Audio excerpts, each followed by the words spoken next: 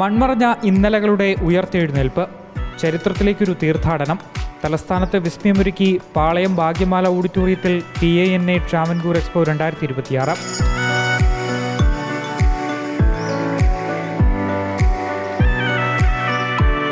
ഇതൊരു കാലയന്ത്രമാണ്.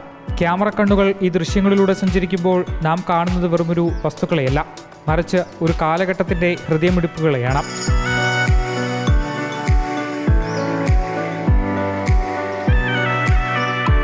ഇരുപത്തിയാറ് നൂറ്റാണ്ടുകളുടെ ചരിത്രമുറങ്ങുന്ന നാണയത്തുട്ടുകൾ, കാലത്തെ അതിജീവിച്ച അപൂർവ സ്റ്റാമ്പുകൾ, ലോകരാജ്യങ്ങളുടെ പലതരം കറൻസികൾ.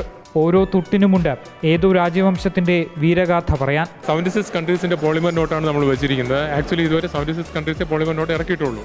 എല്ലാ കൺട്രീസിന്റെ ഓരോരോ നോട്ട് വെച്ചിട്ടുണ്ട്. Starting from Algeria to Zambia നമ്മൾ ആൽഫബറ്റിക് ലോട്ടിലാണ് വെച്ചിരിക്കുന്നത്. ഇത് ബൈആക്സിലി ഓറിയന്റഡ് പോളിപ്രൊപ്പലിൻ എന്ന് പറയുന്ന ഒരു സബ്സ്ട്രേറ്റ്, ഒരു മെറ്റീരിയൽ കൊണ്ടാണ് ഇത് ഉണ്ടാക്കിയിരിക്കുന്നത്. ഇതൊരു പോളിമർ, അത് പ്ലാസ്റ്റിക് എന്ന് നമുക്ക് വേണമെങ്കിൽ ബേസിക്കലി പറയാം. ഇതിൻ്റെ ഒരു പ്രത്യേകത എന്ന് പറഞ്ഞാൽ ഇത് ലോങ് ലാസ്റ്റിംഗ് ആണ്, പെട്ടെന്ന് അഴുക്ക് പിടിക്കില്ല, പെട്ടെന്ന് ചുളുങ്ങത്തില്ല, റീസൈക്ലിംഗ് ഒരുപാട് നേരം നമുക്ക് അത് യൂസ് ചെയ്യാൻ പറ്റും. അതുകൂടാതെ തന്നെ സെക്യൂരിറ്റി ഫീച്ചേഴ്സ് ഭയങ്കര ഹ്യൂജ് ആണ്. സെക്യൂരിറ്റി ഫീച്ചേഴ്സ് നമുക്ക് പെട്ടെന്ന് ഫോർജ് ചെയ്യാൻ പറ്റില്ല, പെട്ടെന്ന് കള്ളനോട്ടൊന്നും അടിക്കാൻ പറ്റത്തില്ല. സ്മാർട്ട് ഫോണുകൾക്ക് മുമ്പ് മനുഷ്യന്റെ സങ്കടവും സന്തോഷവും പേറി പറന്നെത്തിയ സാക്ഷാൽ ടെലിഗ്രാമുകൾ. ഇത് മോഴ്സ് കീ. ഈ കീയിന്നൂടെ ഫീഡ് കൊടുത്തു കഴിഞ്ഞാൽ ഇലക്ട്രിക്കൽ പൾസ് വന്ന് ഇതിൽ അടുത്ത പ്ലേസിൽ പോയി അത് റിസീവായി അത് ആ വേഡ്സ് അതിൽ വരും. വേഡ്സ് വന്ന് നമ്മൾ കമ്പ്യൂട്ടറിൽ ബൈനറി നമ്പർ പോലെ 01 ആ കണക്കിലാണ് ഇവിടെ വരുന്നത്. ഈ ബൈനറി നമ്പർ ടൈപ്പാണ് ഉള്ളത്.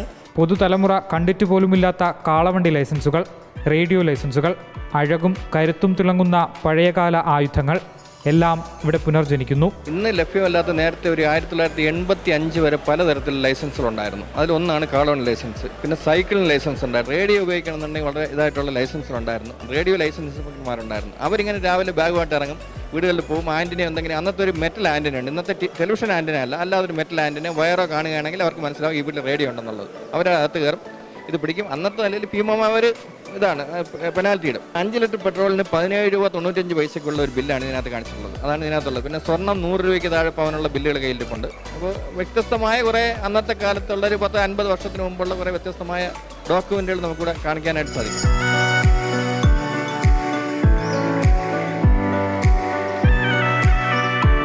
രാജ്യത്തിന്റെ നാനാഭാഗത്തു നിന്നെത്തിയ പ്രമുഖ ശേഖകരാണ് ഈ അപൂർവ നിധികളുടെ കാവൽക്കാർ.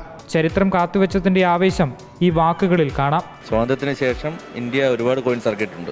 അതിൽ വുമൺ ഓറിയന്റഡ് ആയിട്ടുള്ള കോയിൻസ് 1975 തൊട്ട് ഇപ്പോൾ 2026 വരെ ഇറങ്ങിയിട്ടുള്ള കോയിൻസാണ് വെച്ചിരിക്കുന്നത്.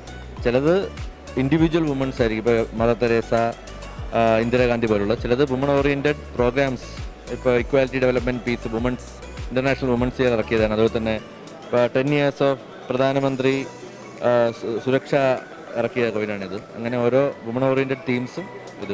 ചരിത്രത്തെ പ്രണയിക്കുന്നവർക്ക് ഇതൊരു സുവർണാവസരമാണ്. ഈ മാസം 26 വരെയാണ് ഈ ചരിത്രയാത്ര. പ്രവേശനം തികച്ചും സൗജന്യം.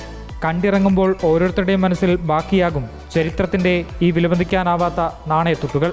റിപ്പോർട്ടർ, തിരുവനന്തപുരം.